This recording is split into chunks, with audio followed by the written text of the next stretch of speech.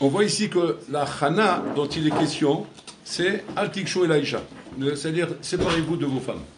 Il faut comprendre le inyan là. C'est quoi cette chana de se séparer de sa femme? Demande les balais moussar miman afshar. Si la femme doit être quelque chose qui est interdit à l'homme, alors pourquoi l'interdire que seulement au moment de Matan Torah? Interdit-la tout le temps. Ouais, à Mavdil, comme les curés qui n'ont pas de femme.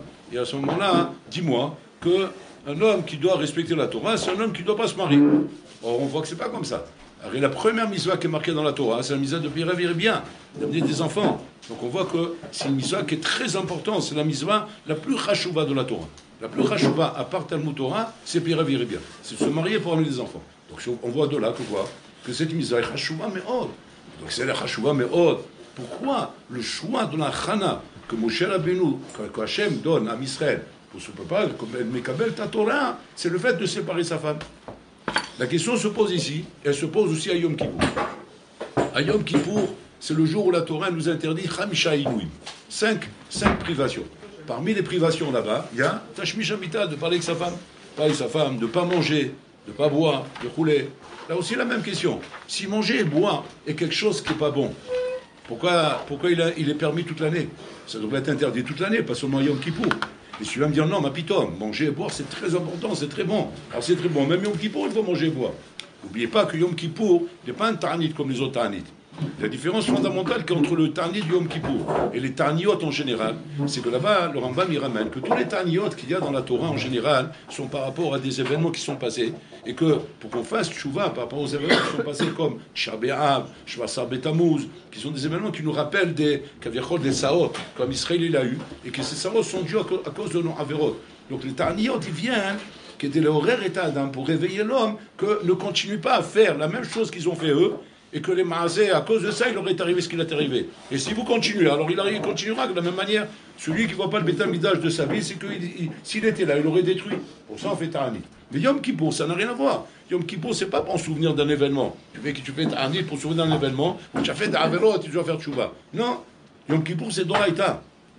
C'est la Torah, que la Torah veut que le jour de Kippour, un homme il soit mitkadesh, qu'il se sanctifie. Il a fait mort. Pourquoi?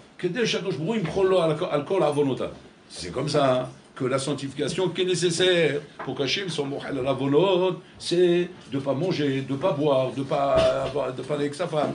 Cette chose-là n'est pas bonne pour la Kedusha. Si elle n'est pas bonne pour la Kedusha, alors pourquoi toute l'année c'est permis? Quoi, toute l'année on est famé? Rien Kippour on est kadosh? Comment ça marche cette histoire? Et si tu vas me dire, non, ma pitom, c'est très important de manger, très important de boire. Alors même au Kippour, on aurait dû manger et boire. Et faire la voda sans nous interdire le fait de manger et de boire. On peut faire la voda de Yom Kippour, prier toute la journée brûlée, mais manger et boire, comme on le fait dans toutes les fêtes. Arrêt Shabbat, qui est un jour encore plus haut que Yom Kippour. On mange et on boit, on mange et on dort et on boit. Et on voit avec nos femmes, la même chose, Yom Tovim, on mange et on boit. Alors pourquoi Yom Kippour d'Avra? Donc cette chéla se pose partout où il s'agit d'atteindre un niveau de Kedusha. Parce que c'est ça le point commun qu'il y a. Le point commun qu'il y a entre Yom Matan Torah et Yom Kippour, et c'est pas par hasard que Yom Kippour c'est le Yom de Matan Torah. C'est Yom Shekibanu ta Torah, c'est les Luchot Hashniot. Les Luchot Hashniot, on les a reçus le jour de Kippour. Donc c'est pas pour rien que quoi. Chez Yom HaKadosh Hazeh doit être un Yom où l'on doit pitom se séparer de tous ces inyanim qui sont, si on regarde bien, inyanim goufanim, des choses qui concernent le corps. Toutes ces choses-là, il faut se séparer. Alors, la question, on la résume. Si c'est bien, alors même là-bas, c'est merveilleux. Si c'est pas bien, alors toute l'année, ça doit être interdit. C'est quoi le chikou, en fait? Pour répondre à cette question, alors ça, le Salanter, il explique comme ça. Il explique Shadam, Banu, Mikou, Veneshama. On le dit tout le temps. Gou, Veneshama. Amatara, quelle est la matara? Quel est le but? Shaneshama, Sholet et la gouf. La neshama doit être Sholet sur le gouffre. Et dans ce cas-là, tu as le shalom. Le shalom parfait, qui est le shalom en bataille qu'il y a par le fait que le gouffre est soumis à la neshama. Et là, c'est un shalom parfait, une minoucha que l'homme va atteindre, qui va lui permettre de pouvoir être Oved Hashem. Mais maintenant, si jamais ce shalom n'est pas obtenu entre le gouffre et la neshama, c'est-à-dire qu'il y a une milchama entre le gouffre et la neshama. Comment il y a une milchama? Le gouffre il tire d'un côté et la neshama tire de l'autre côté. C'est ce qu'on appelle milchama. L'homme à ce moment-là, il n'a pas minoucha. Il peut avoir shalva, mais pas minoucha. Shalva, c'est quand il y a une milchama entre le gouffre et la neshama. C'est chacun tire de son côté. Et shalva, c'est quand maintenant un des deux a gagné.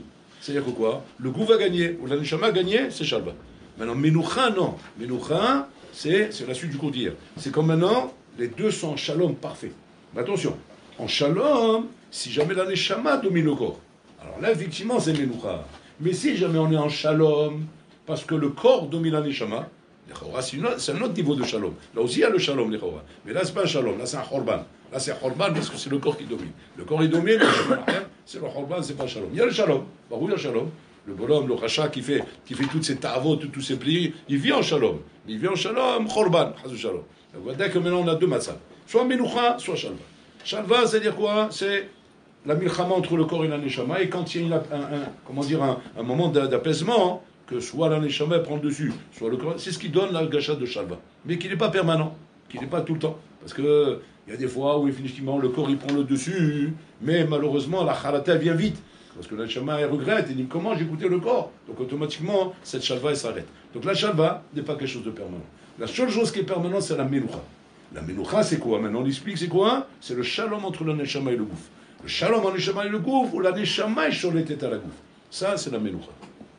Très bien. Maintenant, qu'est-ce qui amène les chora à cette shlita de la neshama sur le gouffre? La seule chose qui peut amener Rabotai, cette shlita de la neshama sur le gouffre, c'est l'imut Torah. C'est le limut Torah. C'est-à-dire, c'est pour ça que Bekabalat Torah, Akadosh Baruch Hu, il a demandé de séparer de tout ce qui est goufani. Tous les nanim goufanim. Attention. Pas parce que la Torah veut dire que les nanim goufanim sont, à abolir. Non. Parce qu'on comme on demandé au début du shiur, ce sont des choses qu'on fait toute l'année. Simplement au moment de Kabbalat Torah. Et au moment de Yom Kippour, où là-bas il s'agit de Gdusha, c'est de Gdusha, attention, pas n'importe quel Gdusha. Gdusha chez le Torah, pas Gdusha chez le Mitzvot. Gdusha chez le Torah. Alors là, ça exige effectivement une shtita gmoura de la neshama sur le gouffre, qui donne une menoucha. Donc c'est la menoucha qui est nécessaire pour l'étude de la Torah. Et pourquoi? Parce que sans que la neshama soit chez le gouffre, l'homme n'aura pas cette menoucha dans l'étude de la Torah. Il n'aura pas. Il sera dérangé par les besoins du corps, par les besoins de la vie, les besoins du monde, et donc il n'aura pas cette menoucha pour pouvoir s'asseoir et étudier la Torah b'ikdusha. Parce que la Torah, comme on a expliqué hier, n'est pas de la chorma, c'est de la Torah. La Torah, c'est chorma bagoim ta'amin. Torah bagoim al ta'amin. La Torah, Rabotai, ça exige, un travail yesodi de ses midot, un travail yesodi de son trait de caractère, où on est complètement, soumis à la volonté d'Hachem. Et dans ce moment-là, on atteint cette menoucha. Et ça, c'est ce que Moshe Rabbeinu vient leur dire ici. Moshe Rabbeinu leur dit, Akadosh Baruch Hu, demandez pour recevoir la Torah de vous séparer de vos femmes. Makavana, séparer de vos femmes, vous séparer du matériel, vous séparer des choses matérielles. Pas parce que le nyan de la femme est quelque chose de mauvais, mais parce que Bechlan, c'est nyan yagouf. Et nyan yagouf, Rabotai, ne doit pas être pris en considération lorsque tu prends sur toi le rôle Torah. C'est-à-dire qu'un bonhomme qui a le rôle Torah, qui veut recevoir la Torah d'Hachem, Torah d'Akadosh Baruch Hu, il doit savoir, que dissocier entre les besoins du corps et les besoins de la neshama. Pas qu'on est en train de dire, attention, que les besoins du corps sont des choses mauvaises, sont des choses qui sont anti-Gdusha. C'est pas du tout ça le pshat. Là-bas, Vaddaï, que quand on parle, Rabotai, d'élévation dans le Kiyum HaMizvot, qui sont là pour aider le corps. Le Mizvot, c'est pour le corps. C'est pour aider le corps, Rabotai, à pouvoir se sanctifier. Comment on dit quand on fait les Mizvot? Asher kideshanu be'mitzvotav, be'tzivanu. On se sanctifie par les Mizvot. Mais attention, qu'est-ce qu'on sanctifie? On sanctifie, Rabotai, les Ma'asim. Les Ma'asim. On ne sanctifie pas, Rabotai, l'esprit de l'homme. L'esprit de l'homme n'est pas sanctifié par le Kiyum HaMizvot. Simplement, on sanctifie les Ma'asim. C'est quoi? C'est-à-dire, Pachout, on habitue un homme à s'initier au Mizvot. C'est-à-dire, fais en sorte que tes Ma'asim soient des Ma'asim de Mizvot. Ne soient pas des Ma'aseh Chol. C'est quoi le chat? Je fais un tennis maintenant. Ouais. C'est un Ma'aseh Chol. D'accord? En quoi les Mizvot viennent m'éduquer à rendre ce Ma'aseh Mizvot? C'est pas une Mizvot. C'est pas une Mizvot de jouer au tennis. Je ne veux pas dire là-bas, chez Kedesha, comme ça, mais c'est moi le Sahek Betenis. Il n'y a pas de mise comme ça. Donc c'est quoi le pshat? C'est quoi le pshat de dire que les misos sont venus, que des akers étaient Adam, et pour l'initier, afin que tous ces ignanim, tout ce qu'il fait dans la vie, soit cette misot. Alors là, le Rambam, il parle de ça. Le Rambam, il explique ça, la Chod Derot. Là-bas, le Rambam, il dit comme ça. Il dit qu'un homme doit faire en sorte que tous ces maasim soient les Shem Shamaim. Les Shem Shamaim, afin de sanctifier ces maasim. Ça veut dire quoi? Ça veut dire que, pas seulement quand je fais une misva, ça doit être les Shem Shamaim, parce que le tsem de faire la misva, c'est vrai que c'est les Shem Shamaim. Quand je prends mon loulav et mon étrog, et je commence à les remuer dans tous les sens comme ça, c'est vrai que c'est les Shem Shamaim. C'est pas pour le sport que je suis en train de faire ça. Ouais. Et là, c'est pour faire la volonté d'Hachem. Sinon, je parais pour un imbécile, sinon. Si un bon va pouvoir faire ça, qu'est-ce qu'il va dire? Il dit, je t'agata, tu es devenu fou, qu'est-ce que tu es en train de faire là? Prends le balai aussi, fais la même chose sur le balai. Je dis, non, je fais d'afka avec ça. Pourquoi avec ça? Pourquoi pas avec le balai? Parce que là, il y a une misva. Donc tu vois bien que c'est les Shem Shamay. Tu fais ça pour Hachem. Hachem m'a demandé de faire ça, je fais. Hachem m'a demandé de mettre des films, un boîtier là avec des sangles ici, un boîtier là. Je fais ce que Hachem me demande de faire. Ça n'a aucun lien dans ma vie. Dans ma vie, ça ne m'apporte rien. Dans ma vie matérielle. Dans ma vie matérielle, ça ne m'apporte rien. Simplement, je fais la volonté d'Hachem. Alors, quel est le but des mitzvot? Il dit le Rambam, le but des mitzvot, c'est pour t'initier à une vie de Gdusha, à une vie de Maasim B'Gdusha, pour t'initier à ça. Incroyable. Alors, comment on fait le rapprochement? C'est comme ça. Je fais des mitzvot, il a fait mot. Ces mitzvot, je les fais les Shem Shamayim parce qu'elles n'ont aucune conséquence et aucun inyan au niveau de ma vie matérielle, au niveau de ma vie gashmi. Parce que moi, je mets les films le matin ou je ne les mets pas, ma vie elle sera la même dans la journée. Ouais. Après on approfondit, on dit ça a un impact sur toi, ça c'est après quand on commence à approfondir. Mais quand on regarde les choses d'une manière superficielle, j'ai mis les films ce matin ou je ne les ai pas mis, ouais. Moi, comme mon café, je vais le manger de la même manière. Mon croissant, il aura le même goût. Il ne va pas changer de goût parce que j'ai mis du film. Il ne va pas changer de goût parce que je ne les ai pas mis. Ça ne change rien à ma vie, Bichlal. Ma vie, elle sera la même à côté de ça. Simplement, la nafkamina sera que quoi? Que là, j'ai fait une misva et là, j'étais me va-t-elle une misva. Alors, a priori, qu'est-ce qu'on va dire? On va dire c'est une nafkamina de srar veonesh, pas plus que ça. Srar veonesh. C'est-à-dire quoi? Tu as fait les misos, tiens, srar. Tu n'as pas fait les misos, tu auras onesh. Voilà, les chauras, ça s'arrête là. Le Rambam, il dit non. Ça ne s'arrête pas là. Ça, c'est le chishbon chitsoni des choses. Ça, c'est quand tu regardes les choses d'une manière chitsonite, d'une manière superficielle. Quand tu regardes les choses d'une manière superficielle, alors effectivement, tu vas catégoriser les mitzvot dans le tableau qui va être quoi? Sra veonesh. C'est quoi? Voilà, comme ça, on veut te donner un mérite, alors fais les mitzvot. Tu fais pas les mitzvot, tu perds le mérite. Tu perds un onesh. Tu auras une punition comme ça. Bien fait. Maintenant, le Rambam dit il n'y a yoter amok baiser. C'est quoi le inyan plus amok? C'est que grâce à l'accomplissement des mitzvot, j'initie mon corps. Mon corps, c'est un impact sur le corps, les mitzvot. À quoi faire? À faire des maasim, les Shem Shamayim. C'est-à-dire quoi? C'est-à-dire que normalement, je devrais passer de là, quand j'ai fait des mitzvot, à vouloir faire mes actes, qui sont des actes chol, c'est-à-dire qui ne sont pas mitzvot dans la Torah, à les faire comme des mitzvot. Comment on fait un acte chol comme une mitzvah? Les Shem Shamayim. En dessous. C'est-à-dire, je peux mettre des films ce matin, hein, il a fait. J'ai fini ma tefila. Là, j'étais dans le Keta, les Shem Shamayim. Pardon, Mitzvot. Là, j'étais à Soubé Mitzvah. Il a fait moi. Maintenant, bon, alors là, midi, allez. Maintenant, on va prendre ton déjeuner. Maintenant, qu'est-ce qu'Hachim il veut qu'on fasse là? Ben, je prends le déjeuner. Je sais que tu vas prendre le déjeuner. Mais c'est quoi la nafkamina d'avoir fait des mitzvot avant?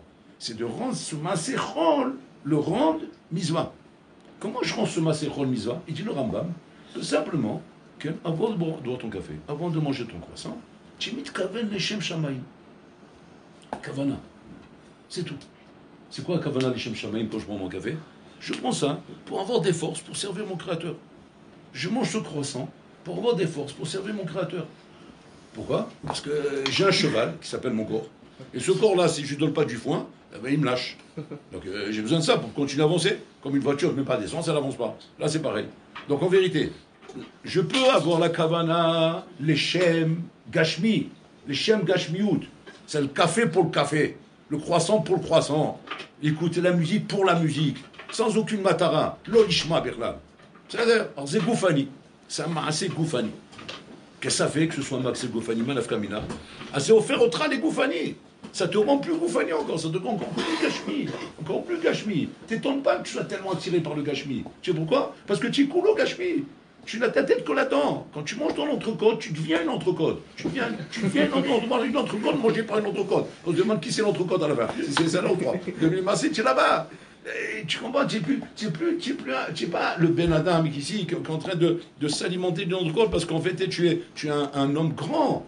Tu es un homme chacham, tu es un homme sage, tu es une nishama. Et donc tu dois élever la chose, élever la matière. Pas toi descendre dans la matière. La matière n'est pas là pour le faire descendre, elle est là pour que tu l'élèves. Maintenant tu veux dire, ah bon, et quoi? C'est-à-dire si jamais je n'élève pas la matière, forcément je descends? C'est ça le pshat. C'est psychrécha. C'est ou toi tu élèves la matière, ou la matière te descend. Norabayom. C'est-à-dire que tu n'as pas le kavana l'ishem shamayim, comme c'est dit le Rambam, automatiquement, ata yored b'madregat hachomer.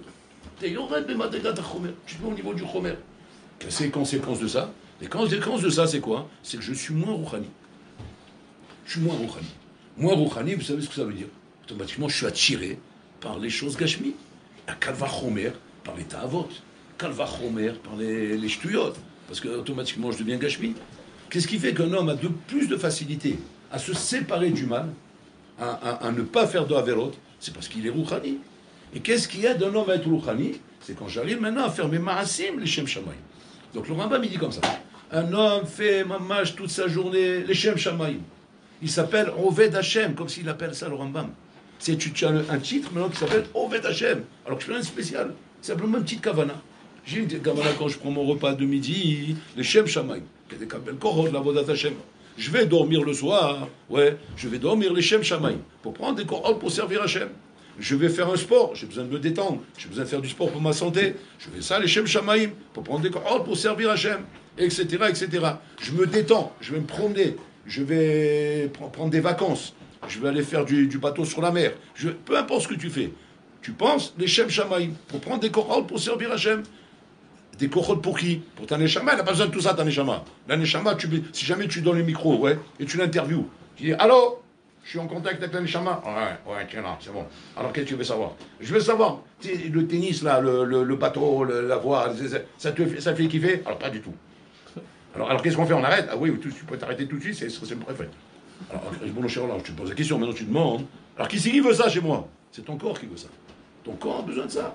Pour pouvoir être un achinami, comment dire, en bonne forme, pour pouvoir faire Avodat Hashem. Et donc le corps a besoin de ces choses-là. Maintenant, c'est pas parce que le corps en a besoin et que tu dois donner ces choses-là au corps que ça doit devenir efker. C'est ça le piège. C'est ça le piège du Sahara. Que le monde s'imagine. Puisque maintenant, c'est la partie du corps, alors c'est la partie efker. Partie efker, c'est-à-dire, on y va, on se lâche. Ta'ava. Je mange pour manger. Je dors pour dormir. Je vais avec ma femme pour faire là. Je vais faire pour ça.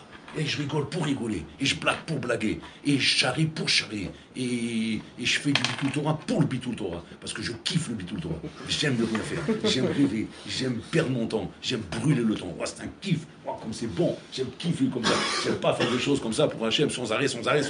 J'ai besoin de peu d'exister. Et combien je kiffe quand je perds mon temps. Je me sens. Je suis bien. Je perds mon temps. Ça, c'est l'air. Tu sais ce que tu es en train de faire là? Tu es en train de devenir un cheval. Tu deviens un gashmi. Et automatiquement, quand tu voudras maintenant faire la volonté d'Hachem, c'est-à-dire quand tu voudras maintenant, par exemple, prier, tu ne pourras pas avoir de kavana. Mais pourquoi? Parce que le corps ne te laissera pas. Et pourquoi il ne te laissera pas? Parce que ça l'ennuie, ça le saoule. Ça le saoule ce que tu es en train de faire maintenant. Te tenir comme ça, les pieds joints comme ça, en train de prier pour la langue comme ça pendant 5 ou 10 minutes. Ça le saoule. Je veux dire, alors comment on fait pour qu'il ne soit pas saoulé? Pas chaud, il faut l'initier au misvot. C'est-à-dire que dans la partie où lui il est concerné, où lui il a mis des choses qui le concernent, fais ces choses-là, les Shem Shamayim. Atsoum, ce qu'il dit le Rambam. Par une kavana pshuta, tu t'appelles Oved Hashem dans tous les actes que tu fais dans la journée. Et de cette manière-là, tu deviens Rouchani. Extraordinaire ce qu'il dit le Rambam. Regardez comment un homme à Botaï, il peut, sans effort, sans difficulté, Pachout, changer sa vie. Ça, c'est le côté des mitzvot. Le côté de la Torah, c'est un autre souga. C'est une autre souga. Le côté de la Torah, c'est déjà à Botaï, là-bas, c'est pas la Gdusha des Maasim. Là-bas, c'est la Gdusha des mitzvot. C'est un niveau plus haut. C'est-à-dire que quand je fais, comment dire, les mitzvot, là-bas c'est pour être mes kadesh, mes ma'asim. C'est pour sanctifier mes ma'asim chol. Ça c'est quand je fais les mitzvot. Quand j'étudie la Torah, c'est pour être mes kadesh, mes mitzvot. C'est-à-dire que même mes mitzvot, par rapport à la Torah, elles sont chol. Comme mes ma'asim sont chol par rapport aux mitzvot, mes mitzvot que je fais sont chol par rapport à ma Torah. Extraordinaire. Donc ça veut dire qu'on n'est pas en train de dire comme ça, séparez-vous de femmes, parce que Shalom, cet acte n'est pas bon. Non, c'est pas ça le pshat.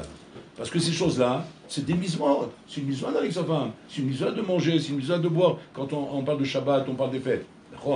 Mais ça, à côté de la Torah, c'est chol. À côté de la Torah, c'est chol.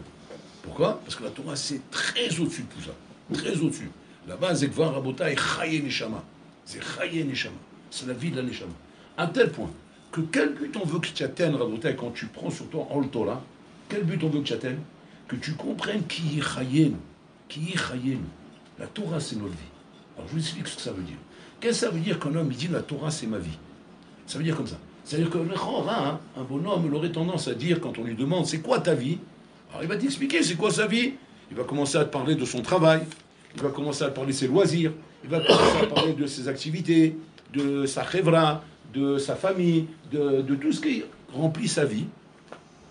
Et peut-être à la fin, peut-être à la fin, il va te raconter qu'il est converti la Torah. Ouais. Habibi, tu as rien compris à la Souga, c'est bijouk à l'envers. Quand on dit qu'il y nous, c'est-à-dire que ta vie, c'est ta Torah. C'est-à-dire qu'un bonhomme qui est converti la Torah, on va dire comme ça, un quart d'heure par jour. Ouais. Combien ce bonhomme-là, il vit dans la journée? Un quart d'heure. Il vit un quart d'heure. Tout le reste, Rabotai, c'est Nikra Mita. C'est Nikra mort. C'est zone morte. C'est zone morte. Il a un quart d'heure de vie. C'est-à-dire que quand tu vis dans ce monde, c'est une vie qui est évaluée par rapport à combien de Torah tu étudies. C'est ça ta vie. Donc c'est-à-dire que quand un homme il se demande maintenant comment on les ochel les chaye olam haba, vous allez dire chaye olam hazeh. Mazé chaye olam hazeh, c'est Torah. C'est un homme qui n'a pas Torah, qui n'a qu'une vie gashmit. Une vie gashmit, même en parlant des mitzvot. Parce que les mitzvot, par rapport à la Torah, s'appellent chol, s'appellent gashmit. C'est le chaim. On ne dit pas sur les mitzvot qui chayenu, shehem chayenu. Pourquoi? Quoi, les mitzvot, c'est rien? Pourquoi? C'est d'avoir pas chose, c'est d'avoir kadosh, c'est rawa. Oui, mais le umat à Torah, quand tu fais une classification, tu fais une échelle, par rapport à la Torah, c'est chol. On ne peut pas dire sur ça qui est chayenu. C'est-à-dire que quand un homme à il se fait embrouiller par le Yetzirah, de dire, moi, j'arrive pas à étudier la Torah. J'ai pas d'attirance à la Torah. Par contre, je kiffe les mitzvot. J'adore les mitzvot, Shabbat Kodesh, quand on s'assoit devant une belle table et on chante des chants de Baba Saleh et des chants des tzadikim, ou bien quand les fêtes elles arrivent, Pessah, et qu'on est là-bas, quand Sukkot il arrive, et on fait Beta Shoeva, et on danse tous, et on est tous heureux, et quand et la Zdaka, qu'est-ce que j'aime la Zdaka? J'aime faire plaisir aux gens, leur donner la Zdaka. Nous, c'est l'oeil fait, tu peux pas dire sur ça qui est Chayenu, c'est le Chaim Yehudim, c'est le Chaye Yehudim. Quand je suis assis devant ma Gemara en train de me casser la tête, de comprendre ce qu'il veut, ton sort là-bas, pas dans une souga, c'est Chaye Yehudi, mais Achaim Alek, ce que je suis en train de dire, que le bonhomme fait des misoires de rouler, et qu'il vit dans des misoires, il transcende dans des misoires, il est dans ses misoires, sa mère misoires. C'est le Chaim Rabotai, c'est Chaim par rapport à ta vie chol, par rapport à tes maaseh chol, c'est Chaim. Avant, c'est le Chaim par rapport à la Torah. Sur la Torah, on dit qu'il est Chaim. Uniquement la Torah. C'est-à-dire qu'un homme Rabotai qui veut se dire, comment dire, Oved Hashem, pratiquant des mitzvot d'Hashem, c'est en fonction de combien de Torah tu étudies, combien de place tu donnes dans ta vie à la Torah. Et que si jamais, malgré toute la bonne volonté que tu as, malgré tout comment dire, la hirat shamayim que tu peux avoir, la Torah ne trouve pas de place dans ta vie, elle trouve très peu de place dans ta vie. Ça veut dire que tu n'as pas beaucoup de vie, de vie spirituelle. Ta vie spirituelle est très minime. Mais d'où ça vient? À cause de quoi c'est comme ça? À cause que tu n'as pas de menoucha. C'est quoi ne pas avoir menoucha? Il n'y a pas de shalom entre ta neshama et ton gouffre. Ta neshama et ton gouffre, ils ne sont pas en shalom. Qu'est-ce qui fait que la neshama et le gouffre, ils ne sont pas en shalom? C'est que le gouffre, il prend le dessus. Il prend le dessus, pourquoi? Parce que il peut pas se priver de toutes ces belles choses qu'il y a dans le monde. Il ne peut pas priver de toutes ces choses-là. Et pas seulement il ne peut pas se priver, encore pire que ça, il ne donne pas à ces choses-là une matara dosha. Il donne à ça une matara kashmit. Il mange pour manger, il dort pour dormir, il s'amuse pour s'amuser. Alors que les maasés, qu'est-ce que ça te dérange de dire que je mange pour Hachem? Qu'est-ce que ça te dérange de dire que je dors pour Hachem? Je prends ça pour avoir des corps pour servir pour leur olam? Non, ça ne dérange pas. Mais la baya, c'est que quand tu n'y penses pas, Enachinami, automatiquement, tu es à Hefsa de Gashmut, qui est attiré par la Gashmut. Et donc, automatiquement, tu n'arrives pas à décoller pour t'accrocher à la Torah, à trouver du plaisir à étudier la Torah. D'où vient le manque de kiff quand on étudie la Torah? D'où vient le fait qu'on ne kiffe pas notre niveau de la Torah? On n'arrive pas à trouver de la passion là-dedans. Il y a des gens qui trouvent la passion, Baruch Hashem, il y a des gens, non, ils ne trouvent pas la passion. Ils n'étudient que par obligation. Parce qu'on leur dit, c'est obligatoire. Et si tu ne dis pas la Torah, oh, il va voir. Tu n'auras pas le bracha, tu n'auras pas... Alors, il se force à étudier le bon. Il se force, il est converti la Torah, il s'assoit, malgré lui. Parce que Baruch Hashem, Yehudim, Rabotai, Maminim, Bene Maminim. Et ils sont Mamin, que Hashem s'il a demandé, c'est que c'est important. Il va le faire, il va s'asseoir étudier. Mais Hashem, il pleure pour ça, c'est marqué. Hashem, il pleure pour deux sortes de personnes tous les jours. Il pleure pour celui qui peut étudier, qui n'étudie pas. Il pleure pour celui qui ne peut pas étudier, qui étudie. Vous vous rappelez la question qu'on pose à chaque fois. Bishlama, Hashem, il pleure pour celui qui ne peut pas étudier, pour celui qui peut étudier, qui n'étudie pas. Je comprends qu'il pleure. Il y a de quoi pleurer. Il peut étudier, il n'étudie pas. Il y a de quoi pleurer. Pourquoi Hashem marqué qu'Hachem il pleure pour celui qui ne peut pas étudier et qui l'étudie? Au contraire, Hashem, tu dois te réjouir Si demain, papa, il arrive, il voit son enfant en train de faire ses devoirs. Il voit faire ses devoirs parce que papa, il n'arrêtait pas de lui répéter, mon fils, je t'en supplie, fais tes devoirs, c'est pour ton avenir, c'est important, vous roulez. Bon, et le père, maintenant, un jour, il rentre comme ça à l'improviste dans la chambre, ouais, et d'habitude, il trouve son fils toujours avec une console en train de s'amuser, en train d'écouter la musique, avec des trucs dans les oreilles roulés. Ce jour-là, il le voit assis sur son cahier en train de faire les mathématiques, en train de faire ses devoirs de mathématiques. Vous ne savez pas le nachat que ça fait au papa, parce qu'il est sourd, et il n'a même pas envie de le déranger, il veut juste s'approcher pour voir dans quel état il est. Ouais. Et maintenant, il s'approche tout proche de lui, il voit qu'il est en train de faire le doigt, il fait qu'est-ce que j'en ai marre, qu'est-ce que j'en ai marre, j'en ai marre claque de ces trucs-là, ça me saoule, mais il le fait quand même. Vous savez maintenant la peine qu'il a le papa? Tu vas dire, mais ça va, la peine, dis merci qu'il le fait quand même. Marre pas tes rats que ça le saoule. Non, ça me fait de la peine. Pourquoi? Tu sais pourquoi j'ai de la peine? Parce que je le vois souffrir. Ça ne fait pas de la peine parce que je vois faire ça en train de dire que ça le saoule. Parce que écart, c'est qu'il le fasse. Parce qu'à l'école, le dehors, il est fait. Tu vas pas marquer dessus. Devoir faire en étant dessous. C'est pas quelque chose, je le fais, je l'avais. Il est fait. Tu attends l'autre. Mais le papa, il est triste maintenant. Parce qu'il dit le pauvre, il sent de la souffrance en faisant ça. Pourquoi c'est comme ça? Ça doit le faire kiffer normalement. Il doit sentir le bien-être qu'il a dedans. Et là, ça veut dire que quoi? Ça veut dire qu'il ne comprend pas ce qu'il fait. Et Bolonheim, il pleure quand il voit un juif se taper pour la Torah. Quand tu demandes à un juif, dis-moi, c'est bon la Torah, ça va, tu kiffes? Il dit non, je kiffe pas, j'aime pas ça, mais je me tape, je me force. Voilà, je me tue pour faire ça. Tu comprends si on te disait à ce moment-là qu'Hachem, il pleure pour ça? Hachem boché Hachem? Tu te rends compte, ça veut dire faire pleurer Hachem pour ça? Tu dis, mais pourquoi il pleure? Je me tape. Au contraire, je me tape, je le donne, rouler, la mort boché. Tu sais pourquoi il pleure? Pas parce que tu étudies, au contraire, tu étudies avec effort. Les fonds de Sarah grave, au contraire, on donne du mérite à un homme qui étudie avec effort, et tu auras un grand mérite pour ça. Sache, tu auras un grand Olam Haba. Alors tu dis, je comprends pas là. Si tu me dis que j'aurai un grand Olam Haba, et qu'on me donne le salaire par rapport à mes efforts, alors pourquoi Hachem il pleure? C'est pourquoi Hachem il pleure? Parce que l'étude de la Torah, c'est quelque chose de tellement kiffant, que Bolon l'a mis pendant chez Orlam. J'ai entendu un Baal Moussar dire une chose très très vraie, très très vraie. Ça m'a impressionné d'entendre ça. C'est tellement pas shoot, mais tellement impressionnant. Pas shoot et impressionnant. Mais c'est un truc, vous allez voir, ça nous intéresse, mais ça m'a scotché. C'est pas shoot, mais impressionnant. Il m'a dit comme ça. Vous êtes posé la question, pourquoi dans nos dors, on ne demande pas le Mashiach? Lama nous le Mashiach. Parce que le Hafez Chaim, il est mifourash. Que si jamais on demandait le Mashiach, il viendrait. Parce que ça y est, comment dire, les simanim sont finis, tout est fini. On est en overdose de simanim. Il n'y a plus de simanim. Il n'y a plus de rien, tout est écoulé. Tout niche pas. Ça y est, le essai qui est fini, la boîte elle est fermée, le rideau est tombé, le théâtre il est fermé, il n'y a plus personne dans la salle. Tu dis, ben ouais, alors il viendra jamais alors. Si la salle elle est fermée, le rideau est baissé, le film est fini. Je haine, voilà, on t'a fait le crottier là-bas. Fin. Attends, il y a peut-être un petit truc encore. Il n'y a plus rien. Voilà, on éteint les lumières. Allez, rentrez chez vous. Qu'est-ce que tu attends? Le bonhomme, il reste dans la salle. Ben, j'attends le Mashiach. Si Rabotaï, les gens attendaient le Mashiach, Vadek, il viendrait. Alors c'est comme ça. Pourquoi il ne vient pas? Il dit le Hafez Chaim. Parce qu'on n'attend pas. Non, ce bonhomme, écoutez ce qu'il me dit.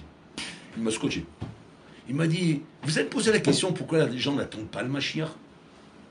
Allez, ils y croient les gens ou pas? Oui, on parle de ceux qui croient, pas ceux qui ne croient pas. Bon, les pauvres, il ne faut pas leur en vouloir. Ils ne savent pas. C'est Tchinok Shinjiba. On ne peut pas les juger, ces gens-là. On parle des gens comme nous. C'est nous qu'il faut juger. Pas le juif à Tel Aviv. Le juif à Tel Aviv, le pauvre, quand il va se rendre compte, il va courir. Mais nous, c'est nous qu'on a un problème. Nous, les religieux. Que nous, on sait toute la vérité, mais on ne bouge pas. Alors, c'est quoi le problème? Pourquoi tu ne demandes pas le Mashiach?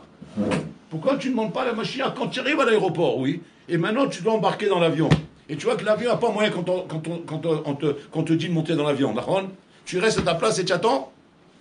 Qu'est-ce que tu fais? Mais tu fais le Staras là-bas, tu vas là-bas, tu dis, oh, qu'est-ce qui se passe là? Alors quand c'est qu'on embarque dans l'avion, on te dit, attendez, encore une demi-heure. Bon, d'accord, je vais là-bas. Au bout d'une demi-heure, tu attends encore une demi-heure ou tu te lèves tout de suite? Tout de suite, je me lève. Il a dit une demi-heure, je reviens te voir. Oh, quand c'est...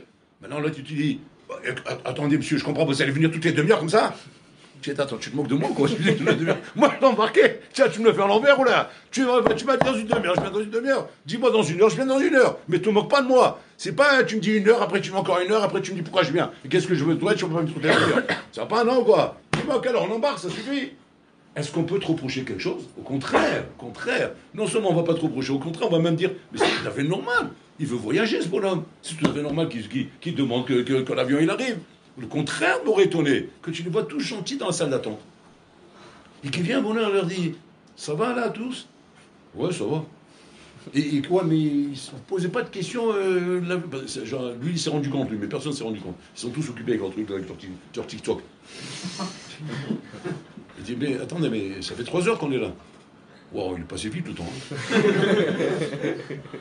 Attends, mais 3 heures, c'est 3 heures de retard. L'avion, il aurait dû décoller déjà. Ah ouais, c'est vrai. Ouais. Il est occupé là. Tu vois, il ne voit même pas le temps passer. Mais le temps, il passe. Les 3 heures sont passées. Là, maintenant, mythe horaire. Pourquoi tu ne te réveilles pas et tu ne te rends pas compte que quoi? Qu'on a dépassé le temps. L'avion, il aurait dû décoller depuis des heures, il ne décolle pas. Il a l'impression qu'il ne décollera jamais. Ma'abaya. Regardez ce qu'il m'a dit. Il m'a dit, c'est obligé que les gens ne demandent pas le Mashiach parce que ça leur fait peur. C'est puissant ce qu'il m'a dit. Je ne sais pas si vous le ressentez comme moi, mais moi je sens que c'est très net ce qu'il a dit.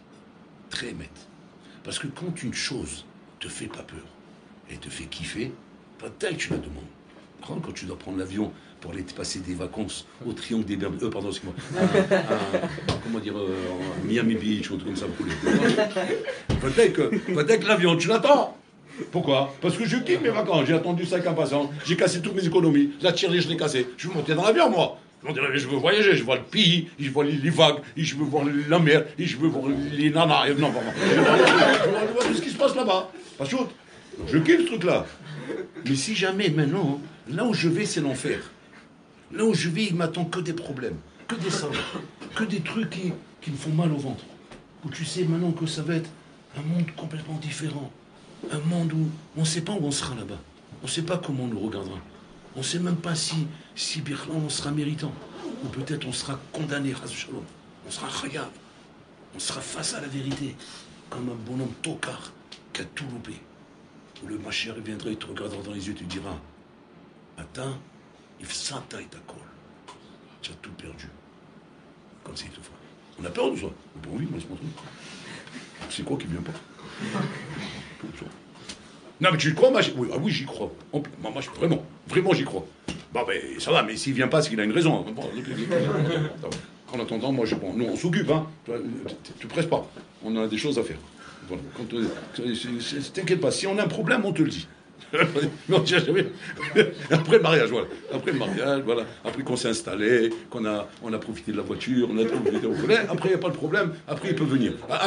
J'ai oublié, je dois faire Hanouka Bayt, j'ai une maison, la maison, vous voulez, dans combien de temps? 2 ans, 3 ans, c'est bon, vous voulez. Attends, j'ai oublié, j'ai encore oublié. Non, j'ai quand même l'ambition de faire un voyage en Amérique, et j'ai jamais fait un voyage en Amérique, ça, bon, donc 10 ans à peu près. Bon, tu sais quoi? Allez, tu sais pas, comme ça, tranquille, 30 ans, allez, 30 ans, tranquille.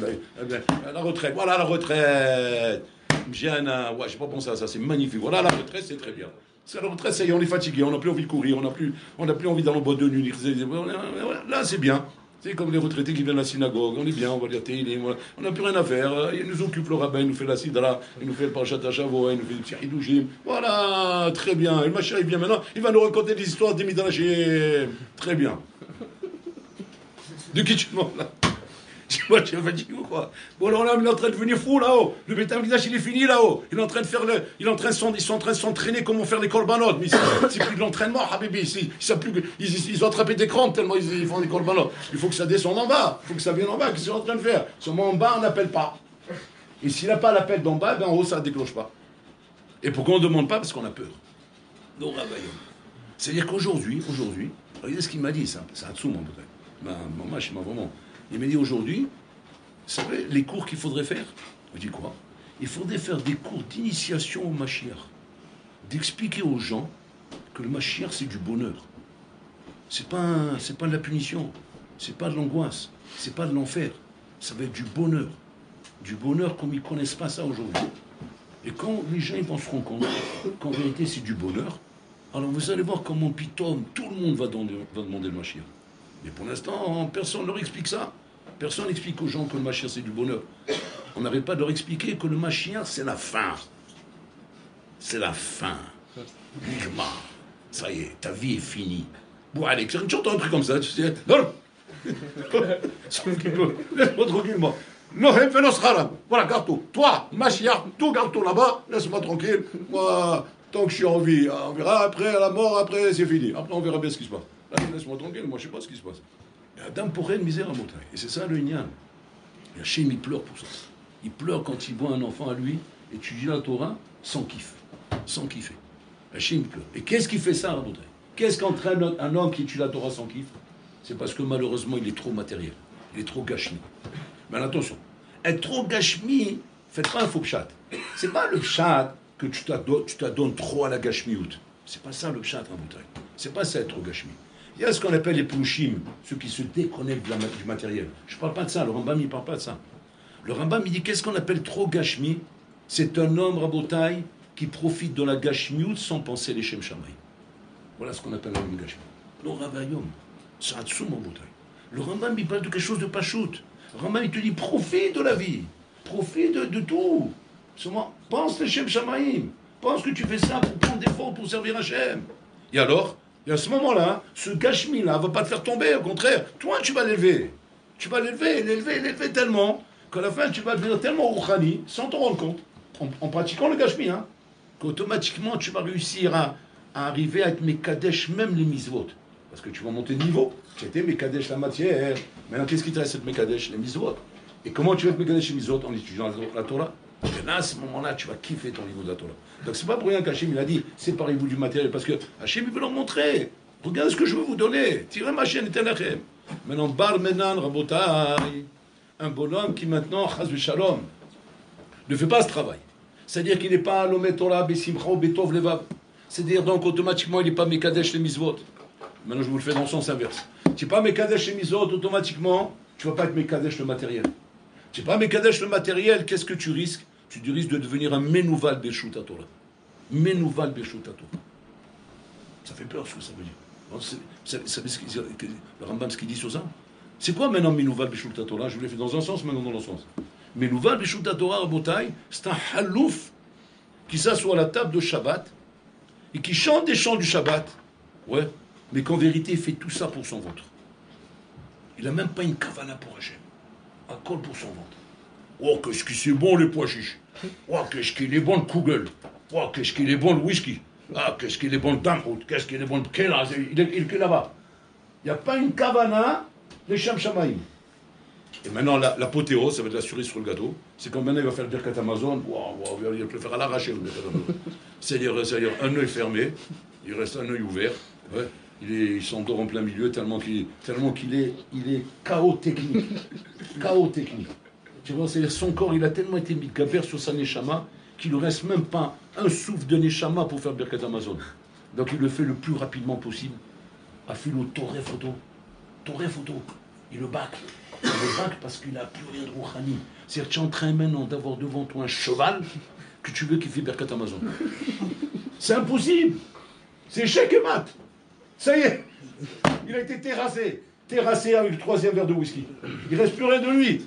Qui c'est qui fait le Birkat Amazon? Je dis, ben, je sais pas, lui. Qui est lui? Qui est le Khmar? Le chevalier n'est plus là. Le cavalier il est parti. Il est parti, il est reparti en haut parce qu'il a vu qu'il n'y avait rien à faire avec lui. Qu'est-ce qui reste maintenant? Eh ben, il reste le chous. Et le chous, qu'est-ce qu'il va faire? Eh ben, Birkat Amazon, il va faire Zimoun, tout. Mais tu plaisantes ou quoi? Et c'est ce qui se passe, là, tu arrives à la tfila, tu n'arrives pas à prier Bekavana. Pourquoi? Parce que c'est un sous qui est en train de prier maintenant. Tu comprends? Il a la tête dans la bouche. Il a la tête dans les plaisirs, dans les trucs. Il est tellement lolishma que mais là, quand tu demandes de faire des choses au khani, il ne peut pas être là. Ou l'omasliya, c'est pas par manque de volonté. C'est pas par manque de bonne foi. On est tous de bonne volonté à Rabotai. On est armée Israël. On est tous de bonne foi. Vous savez, à la rigueur, il n'est même pas en colère, rien qu'il pleure de peine. Il pleure de peine de voir comment ma prière te fait pas kiffer. Bon, mais tu rigoles quoi? C'est le dessert, ça. C'est le dessert.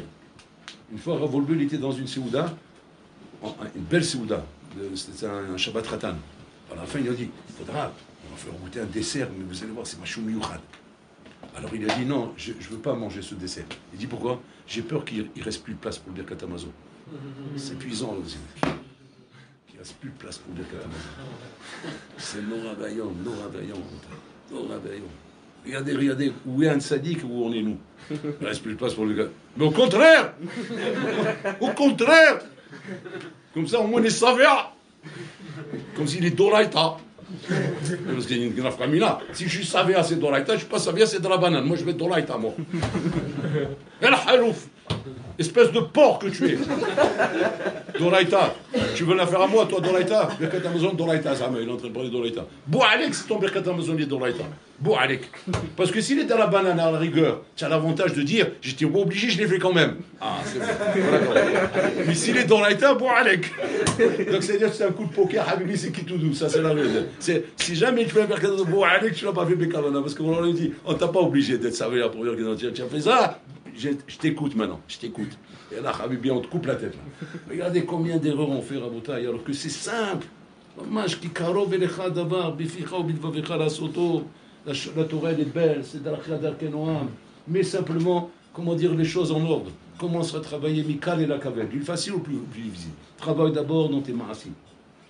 Fais-les les Shem Shamaim. Pense les Shem Shamaim dans chaque chose que tu fais. Automatiquement, qu'est-ce que ça fait ça, Rabotaï? Ça élève tes maasim. Donc automatiquement, tu élèves la matière. La matière qui aurait pu te faire tomber, tu l'élèves. Quand tu élèves la matière, tu trouves du goût au misvot. Parce que tu mets Kadesh et misvot. Quand tu mets Kadesh et misvot, tu mets Kadesh la Torah, tu mets Kadesh par la Torah tes misvot. Et là, tu arrives au kiff de l'étude de la Torah.